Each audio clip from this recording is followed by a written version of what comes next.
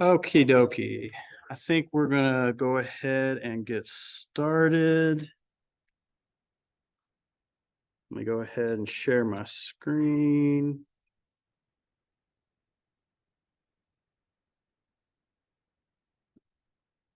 Beginning. Okay, beginning. There we go. Okay. All right. So thank you everybody for joining me today. Whether you're here in person or here virtually, I do appreciate everybody being here. My name is Daniel Ware, and I'm the genealogy librarian here at the Kentucky Historical Society. And today I'm going to be talking to you all about family trees and kind of give, just kind of talk about them and how maybe you can use them for your research or storing your family history. And I'm also going to be joined a little later by Olivia McCants, who's going to kind of go over, kind of some ideas that you can maybe take home to your families, your children, grandchildren, and some of the family trees that you can use with them. So anyways, once again, thank you for being here, and let's begin. Okay, so I'm just kind of going over a quick introduction. This is more of the general stuff that I'm going to talk about. I'll veer off a little bit and kind of mention some other things than just these official points, but these are the general things that I'm going to talk about. Things such as what is a family tree, give a quick little history of a family tree,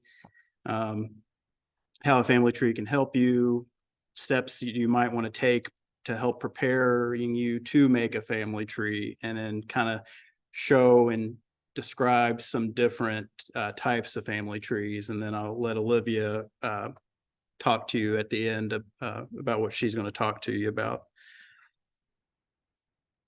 Okay, so what is a family tree? Basically, in general, it's a way you can record ancestors. It helps you put an order to your family line. Like if you've got a bunch of names and if you get dates, you can kind of put them in some kind of order.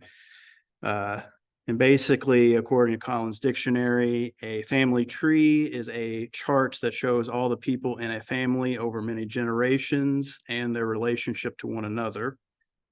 It can also be known as an ancestral tree, just generally genealogy. You could call it a lineage or a line of descent. Okay, and I was trying to find a good example of where the family tree came from. Because I know a lot of people, see a modern day, like a pedigree chart or something like that. And so I tried to look into and find something I could really describe to you all about the kind of where it may have possibly came from. Now, according to an article I read on Tree Millie, there's no scientific evidence stating how the first family tree appeared. However, there is a strong possibility that the image of the tree has its origins in medieval spiritual artworks. The earliest tree known to the world was created in the 11th century and was used in manuscripts. Other examples of the tree can be found in stained glass, stone carvings, paintings on walls and ceilings, and even ivories and embroideries. The tree is usually portrayed as a tree or vine that spreads branches. Each branch symbolizes one of the descendants in the lineage. And I also did see when I was researching, I know there is some talk about it, coming from also like the Bible, because they talked about like the Joshua tree. And I did see imagery from medieval times of like literally, like I guess Joshua or a man, and there's like trees sprouting like out of him or around him. And so part of that kind of, they believe, kind of came from a lot of that kind of imagery and things like that.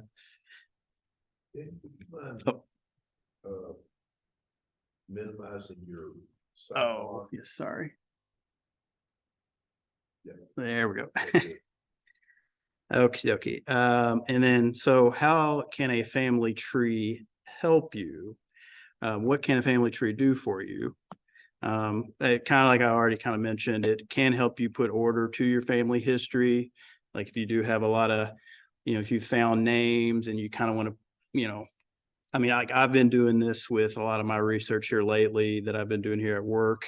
Like I find people, who, this person was the son of this person was the daughter of this person. And sometimes it's easier to kind of draw out you know, a little family tree or a little like chart. You start off at the top with, either the ancestor, and then you work your way down that they had this child and they had that child. And so it can kind of help you, I guess, uh, kind of work out your thoughts a little bit and kind of, because I know like I get names confused when I start looking into a lot of people and, dates. And so it's easier if you can kind of, write it out and have it written down somewhere and kind of you can look at it then and go back and be like, okay, so John was the son of William, and things like that.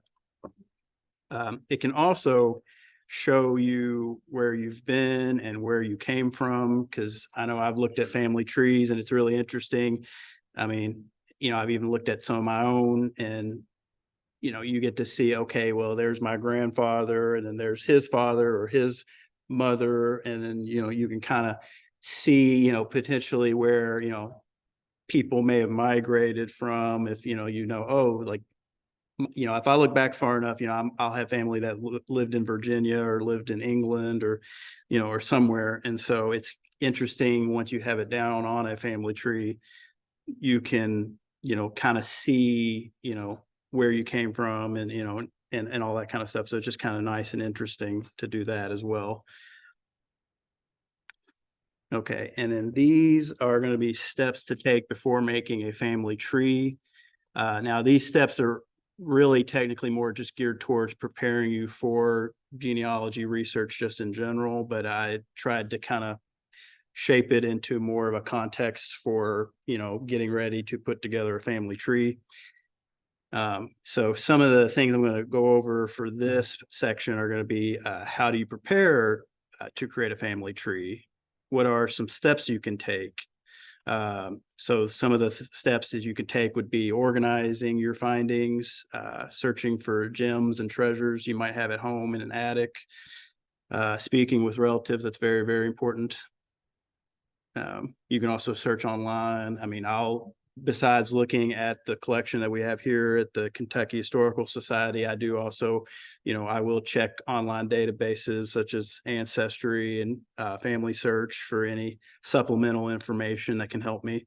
Now, there was a mentioning of, you could potentially take like a DNA test. I know there's a lot of genealogy, DNA, that's a big thing. So, I mean, that could potentially give you more information to provide you for your family tree. But I just wanted to add that there just because that can be an option. Also, just in general, connecting with just others and being, social about your research, keeping yourself in check when you are putting all this together, and then just having the determination to continue onwards. So in organizing your findings, this can help keep your information safe until you're ready to put it on a family tree. And it's also just another way to help you kind of get your research and your thoughts in order, having things written down or typed out or, saved in a special spot you can go back to it then later to fill out your family tree or to, remember who was who. And it just helps you it can help you maintain things in a specific way, such as if you're, putting everything in chronological order, or if you're keeping groups of your family together by like specific surnames or like, a particular location. Like if these are your ancestors that were originally from, Germany or something like that, you may want to group them together, keep, based on location. I mean, another also an option could be saving things to an online database. I know a lot of people do have an Ancestry account or a Family Search account or other accounts like that. And you can also, potentially use those places to store your information. I would highly suggest still saving, writing things down and keeping copies of things in other places just in case, something goes wrong and you lose that particular safe spot. you know, Keep an extra, keep some on a thumb drive, have stuff written down, have multiple spots just in case something does go wrong and you do potentially lose a spot, that you may have had something saved. And also just when it comes to family trees, especially with Ancestry and Family Search and a lot of these other places, you may even want to just create a online family tree and add to that as you go along as well. Okay, and when it comes to searching for gems at home, look for items that can help tell a story or pinpoint dates for your family tree, because just having names, won't necessarily tell you much besides, John Smith, was here at this point. But if you have specific dates, if you can find items that will, pictures or letters or, any kind of document that can date when they were, one that can actually give you a date so you know where to put a person on your family tree. But you can also get stories from these items that you can tell people about, or you can write something about to supplement your family tree. Items with dates are especially helpful. Family memorabilia to look for, and photograph if you do not have permission from the owner to take of the item, because that does happen as well. Sometimes you don't necessarily, you would have to just take a photograph. And these can include old pictures, military records, diplomas, and report cards, and of course diaries and postcards and letters. And like I was kind of already saying, items like these can really flesh out your family tree and give it more character. And speaking of relatives, I feel like that's one of the most important things that you can do. Because unfortunately, you hit a certain point where it's too late. Unfortunately, sometimes. But yeah, you can start by asking questions about your parents, grandparents, and if possible, great grandparents. And beyond that, we'll reveal foundational knowledge. Basic information to ask about could include things such as full names, names of siblings, birthplaces and birth dates, locations or even addresses of family homes, nationality and ethnic background, occupations, education, military service, and where relatives are buried. They can help you fill out your family tree, but they can also add more to the story as well. And, it's like, I was lucky when I had to do a genealogy project in 8th grade. My grandfather, who had been in World War II, he was still alive at the time. So I interviewed him and got his firsthand account, because then he, by the time I was in high school, like the next year, he ended up passing. So, you never know when, you might lose that opportunity to, gain information about your family.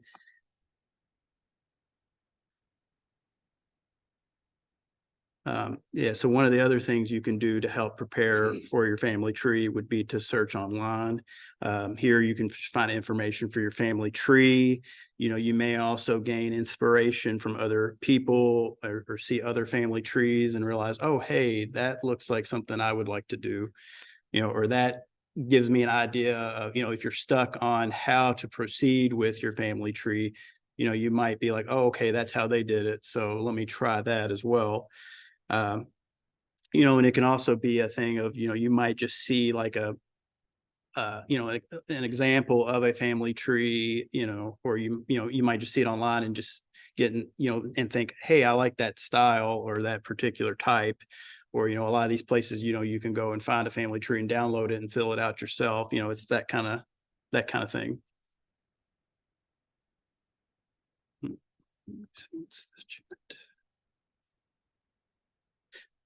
Yes, I quoted from them for that particular section.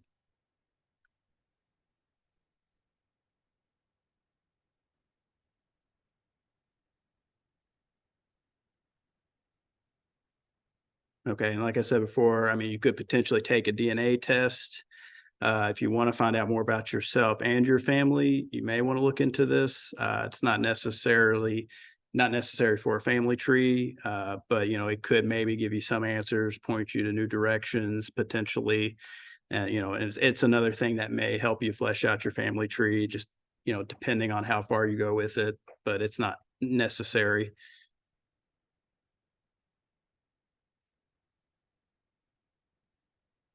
And then you also may want to, connect with others, find others who can share, information to add to your family tree, collaborate with each other so that you both gain something. In addition to searching for and connecting with people who share your ancestral surnames, look for local organizations, public libraries and archives, tour guides, and genealogy related services in your ancestors' hometown. And also connecting with these particular types of groups, they can help you learn more about your ancestors in your family tree and give you more information to help you fill out.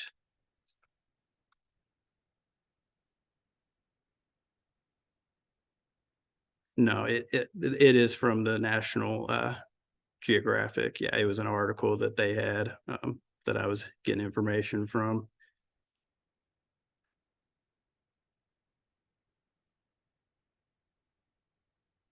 Okay, and you also may want to just keep yourself in check. Remember that success doesn't come immediately. Also remember that you may not be adding a famous or an infamous ancestor to your family tree like they do show on genealogical television shows. And just it's good to just manage expectations because it may take you a while to find that particular person or to be able to fill out that family tree.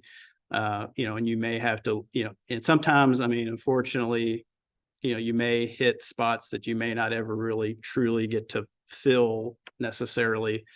But then when you continue onwards, though, you can keep moving forward and not doubt yourself and just look for alternate paths. And, you may still find information about that person, if you just keep trying and just, think outside the box. And a lot of times when I'm doing especially research here, I'll look at a lot of the normal, things that you would look at first off, look for like birth records or death records or things like that. But then sometimes I'm like, well, let me check like the Kentucky Gazette, or let me check like a publication that may mention somebody. Or check for, tax lists or check for, other types of records you wouldn't necessarily look to see if you can at least pinpoint that person. And also, I mean, once you've got this family tree finished, if you're going to continue researching more of your ancestors after this, you want to keep that momentum that you've gained. So that's another key thing.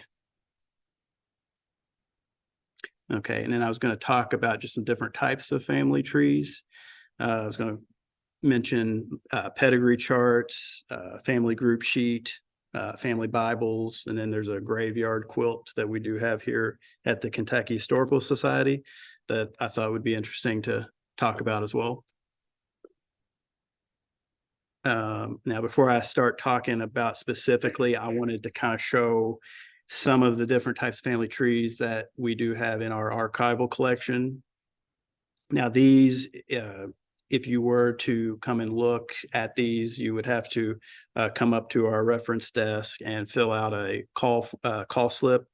And then one of our staff members would be able to pull this for you and bring it here into the library for you to look at. But yeah, this one is the ancestors of Richard Gretna Cobbs. It's family tree 1730 to 1941.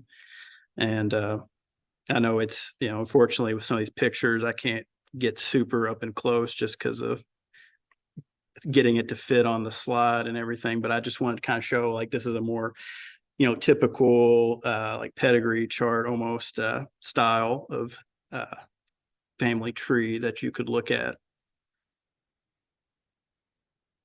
And then here is it's the colonial clays of Virginia and some of their descendants, family tree 1443 to 1943. And once again, some of these are going to be really hard to really see and look at, but I just wanted to kind of give examples of some of the different types you might come across. Like this one, I mean, they've got it filled to a T almost, and they've got the names kind of going every which way, horizontal and vertical. And it's from colonial times, or 1443, but it goes through the colonial clays. So there's a lot of people that they are going through as far as this goes. Is that hand drawn? It probably originally was, but from what I could tell, I think this is more of a copy of some sort. But yeah, I had a person ask if this was hand drawn, and it probably the original somewhere. But as far as I could tell, it looks like this is more of a copy. Well, you can't write something, you can't type something. Yeah, that's true.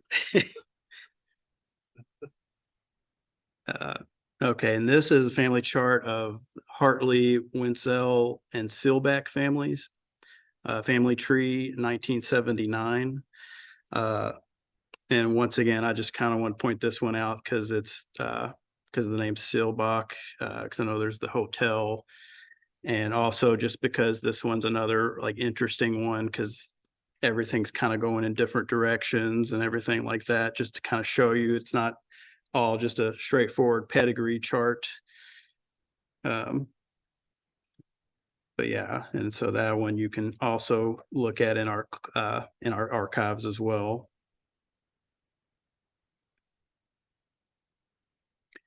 This one, it's more closer to just a more normal pedigree chart, but I also want to point this one out because this is the genealogical chart of William James, and it also does include a section for Frank and Jesse James. And I just thought, since they're, notorious, in history, I'd provide this as well.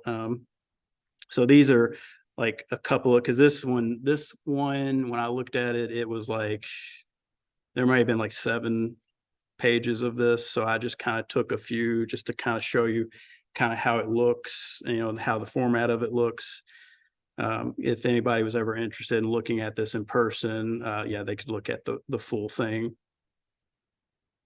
Yeah, and here I tried to get a closer up of Frank and Jesse James, their spots. So yeah, so there they are, Alexander F. James and Jesse Woodson James. I know it is kind of hard to see, unfortunately, but I tried to get these as blown up as I could so people could at least kind of see them, get the general idea at least. Okay, now I'm going to go back to actually talking about more specifically the types of family trees that you might find. There are the pedigree charts. This multi-generation chart reads backward in time to show the ancestors of one person. It's a good reference, something like a roadmap of ancestor names, dates, and places. And usually they display up to 4 or 5 generations, typically.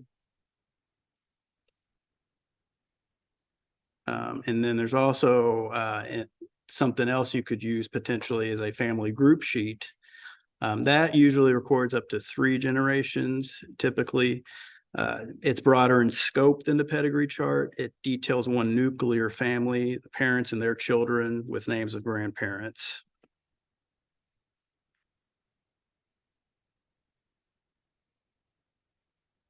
Okay, and then kind of, I'm not necessarily stepping outside of the box, but a more something people may not necessarily think of when they think of family trees, could be a family Bible potentially, because these can provide vital family information passed down by your ancestors. And similar to a family tree, it can put a sense of order to your family history, and it can also, you can also just take the information from these places like family Bibles and use that to fill out your family tree. a lot of these family Bibles, they'll have Bible records, such as like birth dates. They'll have marriage dates, death dates, and they may occasionally have a photograph that got put into there at some point. Here, for example, is from the Bertram Family Bible Records in our archival section. These are, on the left is a list of death records for this family. And then on the right side are birth records. And so, yeah, they'll, like a family tree, you'll find names and birth and death dates. And, once again, you could flip that and just take that information and supplement your family tree with that information as well. And then here, like, for example, this Bertram Family Bible Records, it was a photograph of the family. So, sometimes, if you're looking, once again, it could also be one of those situations where it's like a family gem up in an attic. You might find an old family Bible that you didn't know about, and you open it up and you might find birth and death records and a photograph of the family. And, that can help you, with your family tree and just with your family history in general. Okay, and then also we're coming upon the graveyard quilt. This is in our objects collection storage. So the information I'm going to tell you about this quilt and the creator of the quilt, Elizabeth Roseberry Mitchell, is courtesy of the information that's from our historical, our objects catalog and the graveyard quilt object record that we do have. So the graveyard quilt, it is part of the Nina Mitchell collection here at KHS. It was made by Elizabeth Roseberry Mitchell in 1843. It was donated to us by Nina Mitchell Biggs in 1959. There's paper caskets that surround the periphery of the quilt, and those have relatives' names on them.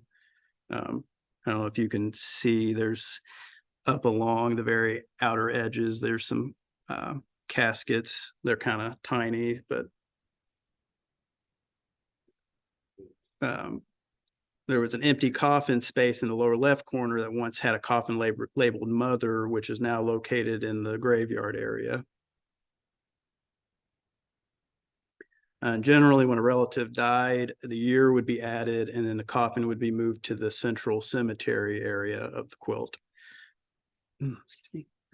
This was worked on by Elizabeth and her daughters, Sarah Sis and Elizabeth Lib. It was altered and worked on up until about 1870. And this is also an excellent example of 19th century mourning customs and how women often expressed their experiences and emotions through quilts. Okay, and then more about the woman herself.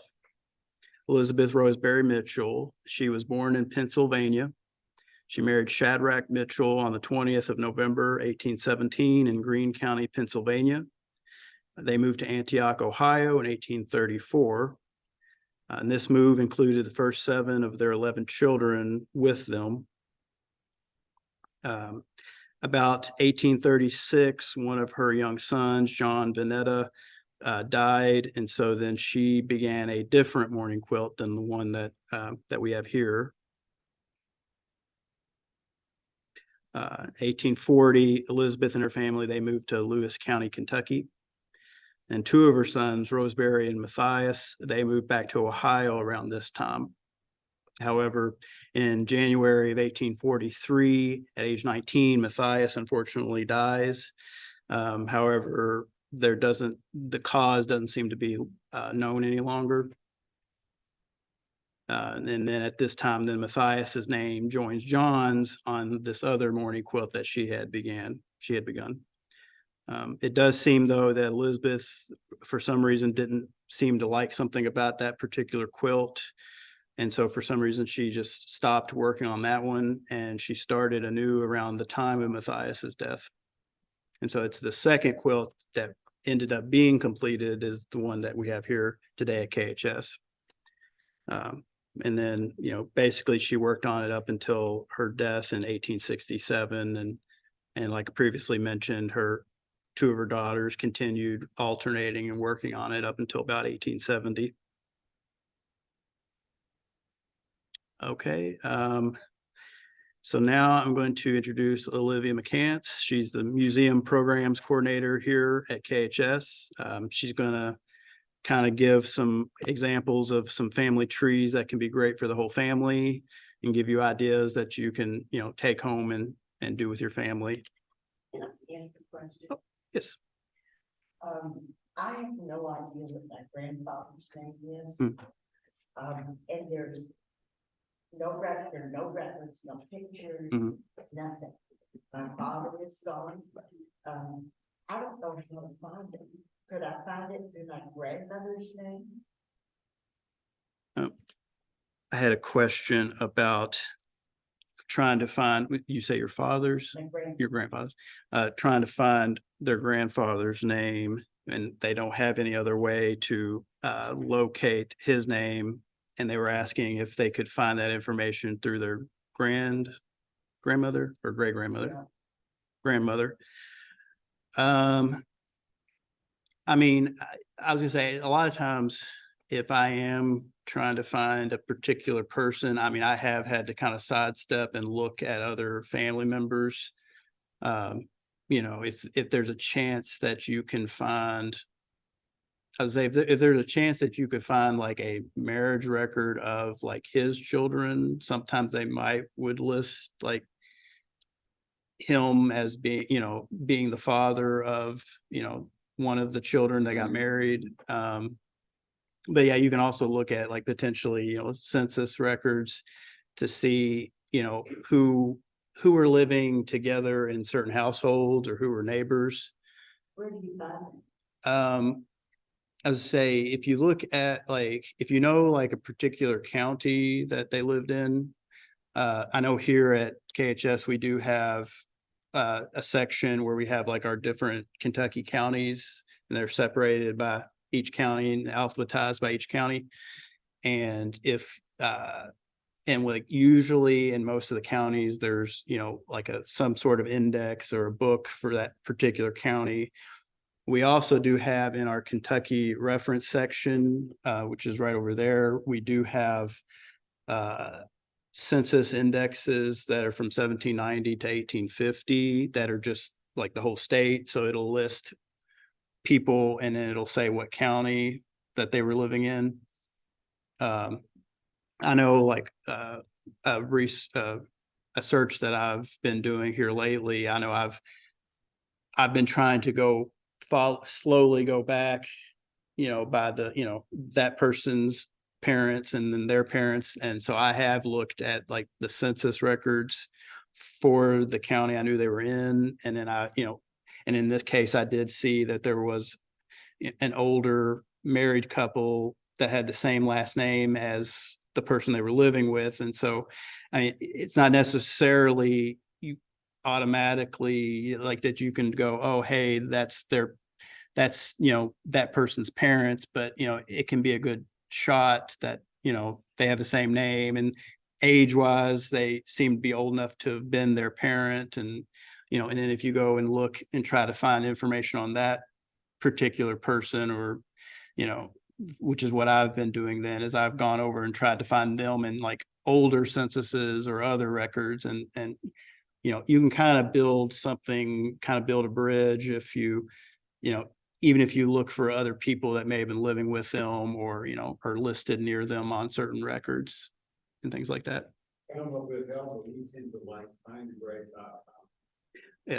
Yes. Yes. The suggestion was also to check findagrave.com. If they have siblings or other family members, you click on them and go back. Yes, I was gonna say Find a Grave.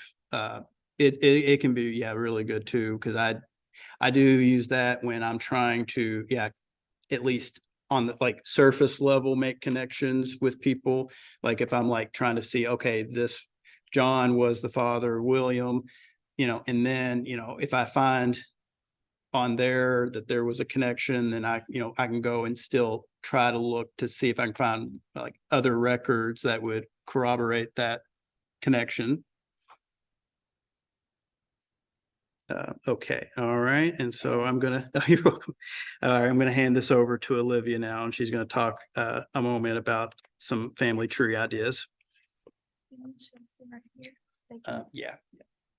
Well, hello. I'm Olivia and I'm a museum programs coordinator here at KHS. So mostly I work with kiddos, so little ones, doing programs and stuff for them, field trips and all that stuff. And one thing that I've definitely noticed about kids is how literal they are. If you tell them something, they're going to take you absolutely at your word. They understand sarcasm, they understand a lot of symbolism. So I think when trying to reach out to kids about something that's sort of not as tangible, like family history, definitely a family tree is a great way to go. And by tree, I mean literally a tree that looks like a tree that they can relate to. I know my mom definitely did that with us growing up. I was blessed to actually know personally 4 of my great grandparents. 2 of them are still living today. My great grandpa is 103. So he can talk about things like plowing with mules when he was a young man and stuff like that, but not everybody has that. So I did a quick some searches for some resources, particularly ones that don't cost money, right? Nobody's got time for that. A couple of these I printed out for y'all. This one, I'm thinking this is good for elementary school. I'm sorry, the copy's cut off a little bit, man. For everybody, I think it's pretty cute. From great grandparents, down to them is apples on the tree or apples on the tree. Especially with real small kids, they're not going to be able to grasp much farther than grandparents, sort of in their mind. Because I mean, if they're really little, let's be honest, understanding that this person's your sister, this person's your cousin is confusing enough for them. If kids get a little bit older, the one that's on the other page, I think is really cool, but you could actually print something like that out bigger and cut out photographs to put in those slots. They can also color them. On the very back of that sheet, actually, I have, it's on the slides as well, but I have websites that I found that there are dozens, literally dozens of different formats for trees. For kids specifically, they have them in color, in black and white, so they could color them if they wanted to, and they're all free. So free PDF downloads where you just print them. And like I said, I think this one would probably be good for more elementary school. This one might even be good for a little bit older where they can cut out the different photographs, and it's not labeled. So you have to figure, well, who's at the top of the tree and does it get down to me? I think the cutest one that I found this would be like really littles is tracing their hands and different family members cutting out the hands, and like physically a part of someone is the tree branches itself. You'll notice that all the hands are the same size. That's because they're all mine. But in theory, they would be cute with little bitty hands, right? Even one of our digital archivist here, Alyssa, even just when we were ready to start, was telling me that she had done this with her niece, except used thumbprints from all the family, like in green ink, and done thumbprints of all the family and then labeling it with everybody. So it's giving kids something that's visual, that's literal, and it's tangible. This is grandpa's hand, this is grandma's hand. It shows how it goes down to them, because again, kiddos tend to be very visual. So those are just some very few free resources. Like I said, especially these websites were especially helpful when I was looking. That's where I got both of these from. That there are some where family members or individual leaves. There are some that look more detailed for older kids, like what Daniel was showing earlier, but it's all got that key visual element where kids can kind of process their own place in history and why it matters to them. So hopefully those will be helpful. And most, like I said, you can't beat free, right? You don't want to have to pay for stuff like this. So those can be really helpful. Okay. And for those of you on Zoom, I did include like the family tree templates and the resources on this slide here that are, and these are the links that'll take you to the actual website in case anybody is interested. Let me see what I'm doing here. Okay, and I mean, that about sums up our presentation for today. Here is my contact information. Like I said before, my name is Daniel Ware. I'm a genealogy librarian. My email is daniel.ware@ky.gov.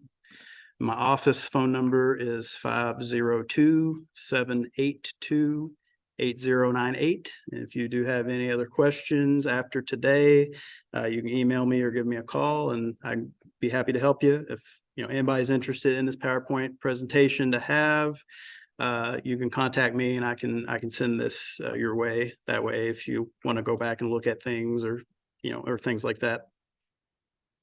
Yep, and thank you very much. I guess we yes, and thank you to Olivia as well. Oh. And yeah, I guess we're open for questions. Let me see. I got some chat. Oh, you're very, very welcome. You're very, very welcome. Yes. On the family Bibles that might be here in the archive, how can we know? How can we find the documents that have a name that we might? Are they cataloged that way, or? I had a question about the family Bibles, if there was a way to, what was it to? How would you know if you're looking for a particular surname?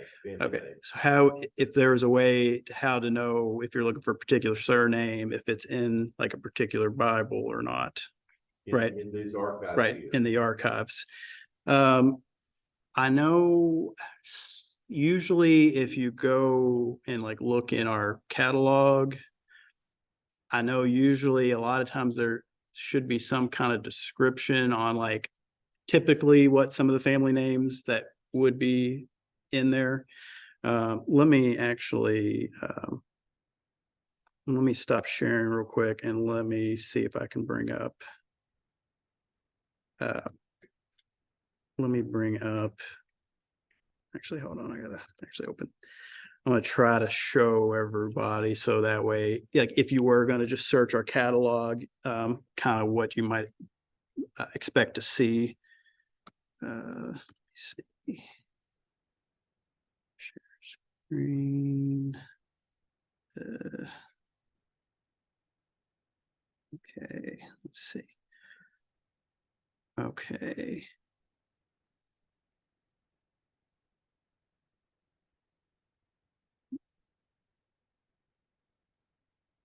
Okay. If it load. There's not running too fast. Okay, so like if you're like on just our website, history.ky.gov, if you go to the Explore tab that's right here, and a little kind of orangey yellowish box will drop down. And so there's a catalog and research tools section. And that'll take you to like our main three like search avenues, I guess, that you can look at. Because there's digital collections, which that's going to be anything that the digital archivist has digitized that are in our archives. So certain papers and like postcards and certain things like that. They are, you can just look at them from your own home if you just go here.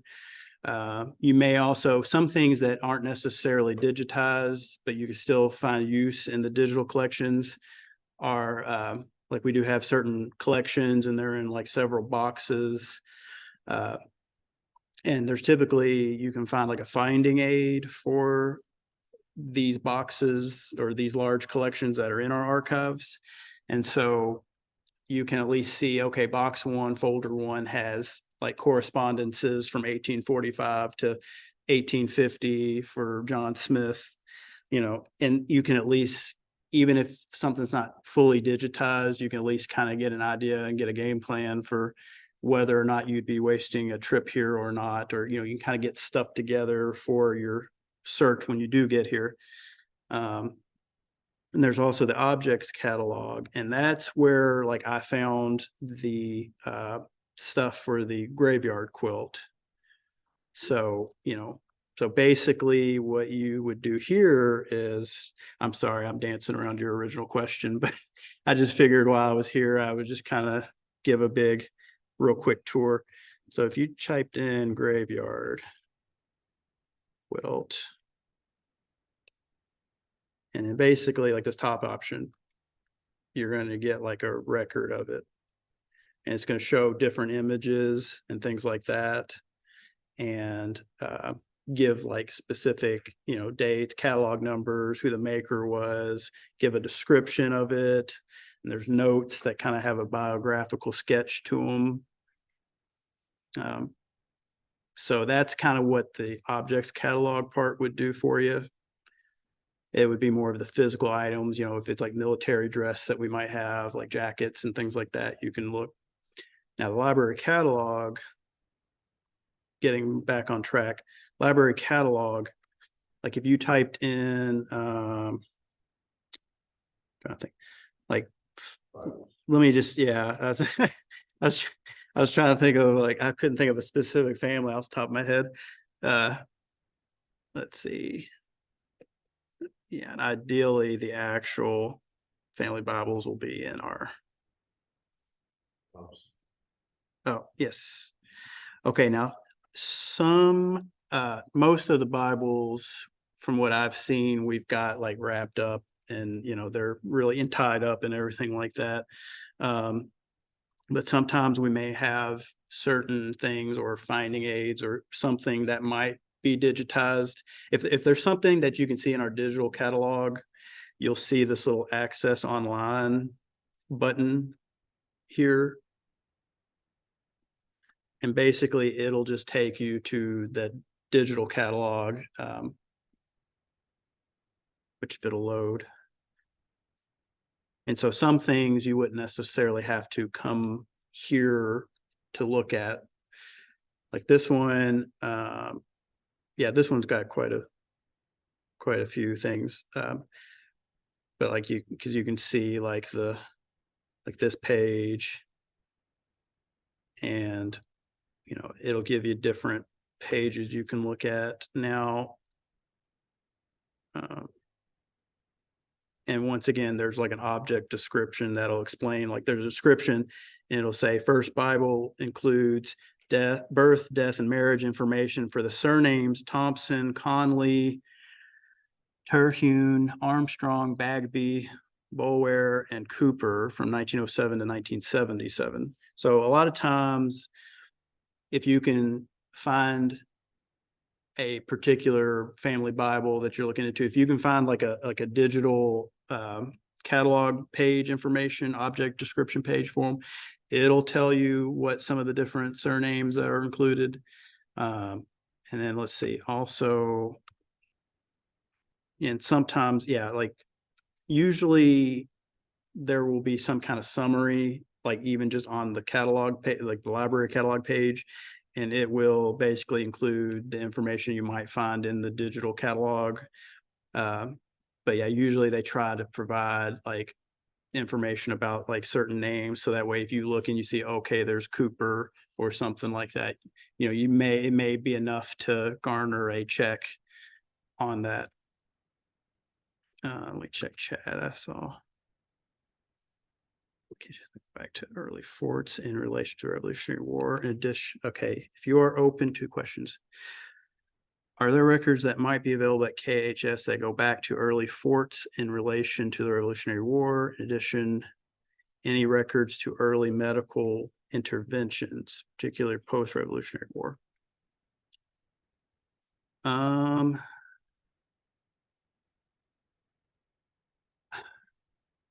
I'll be honest, I haven't seen a lot as far as like early fort information. I mean, we do have, I know on microfilm, we do have some records that relate to the Revolutionary War. And I'm sure, I know when I've looked through the different sections that we've got in our open stacks, I mean, we do have like books and things that do relate to like early Kentucky, like when people were surveying. I'm sure there is something, I don't know specifically off the top of my head. And in the medical interventions, I would say like we may have something specifically on, like if there was like a person like that was renowned for that particular thing, we may have something on them. But I don't see a lot of like, I honestly don't come across a lot of like medical related records, unfortunately. But yeah, I mean, so I mean, there's a chance depending on, you know, and sometimes there may be something in, because we do have like surname files as well. So if there's a particular family that might relate to like early forts or to like the medical field, and there might be stuff that we've gotten over the years that are in those surname files. But the only thing is the surname files are kind of a hodgepodge of different types of things that we've been like given over the years. Let's see, old family story goes, my family member was the first person to have a metal plate put in her head after a scalping by Simon Girty.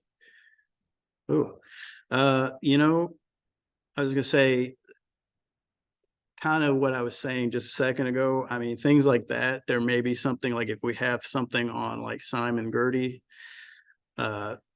you know, because we do, I have used the surname files and have found like articles or newspaper clippings that related to like, you know, even if it was like, you know, like shootings or, you know, like there was,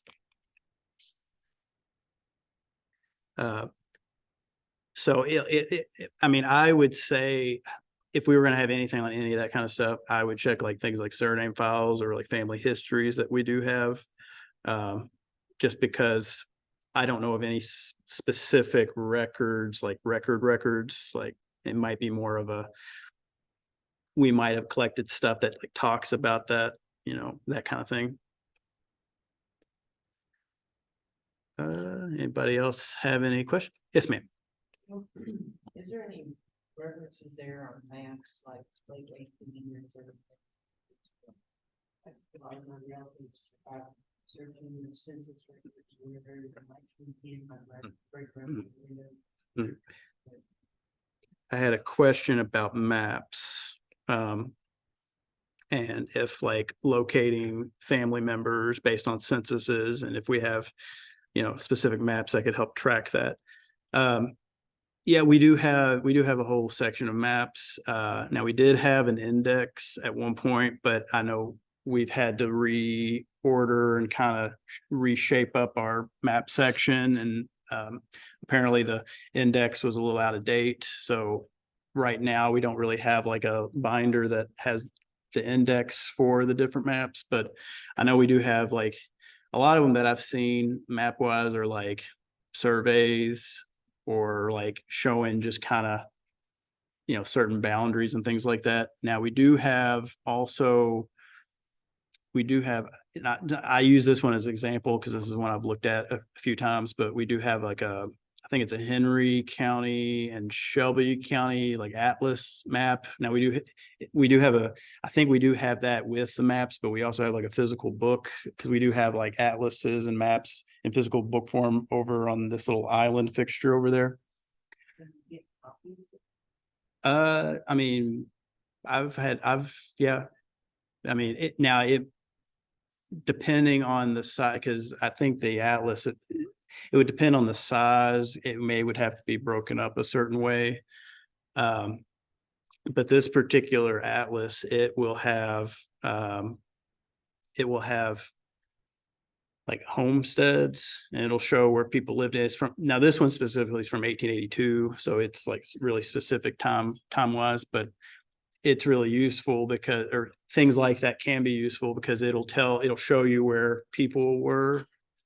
But then there's also a section that's got like a little, almost like a little like chart and it'll list the people, the homesteaders' names, but it'll also give you like their nativity, like where they came from.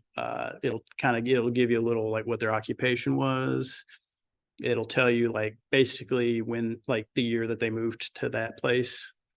So like that's really good for as far as when you're trying to pinpoint people, you know, and you kind of want to know, oh, maybe what did they do while they lived there? You know, it may give you a little. Now, the only thing is that's the only one that I've seen specifically like that particular setup that we have. But, you know, if you were looking in that particular area, it may, you know, be of use, you know, or maps like that, you know, we may not necessarily have, you know, could be use to you. Daniel, that's the point. We also have in their book selection stacks, a lot of cities that have city directories, Yes. which is kind of like a reverse phone book. Yeah. Uh, Yes, it was also pointed out to me that we do, like, especially like in our county section, we have like city directories in certain counties. Like, so like for Jefferson County, we do have Louisville directories, you know, and you know, Franklin County, we do have Frankfurt directories. And so people can use that as well to pinpoint, you know, where people were living, you know, and things like that. Any other questions? Anybody on Zoom? Anybody there got any questions?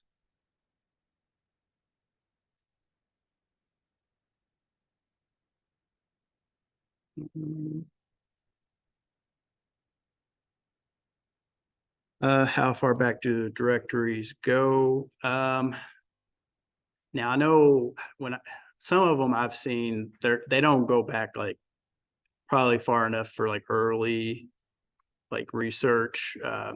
So I feel like the Louisville ones, when I've looked at them, like I feel like they're like maybe the like 40s and 50s, like, so yeah, they would be if you were looking more for more recent people, unfortunately. Because I have tried to go and look at like those kind of things, hoping I could find, you know, something old enough. And then I was, you know, kind of disappointed, unfortunately, because it was like, you know, 1950 wasn't going to do me any good if I was looking for, you know, 1800s or early 1900s. But yeah, unfortunately, yeah, they would be more if you were looking like 1940s and on, or, you know, somewhere in that kind of area. Yeah. Okay. Well, I guess if that is it, I will let everybody go. Thank you, everybody on Zoom that was here. I do appreciate, you're very welcome. I do appreciate you all joining me, and thank you, everybody here in person as well. I do appreciate that. And I guess I'll see you all next month. Thank you.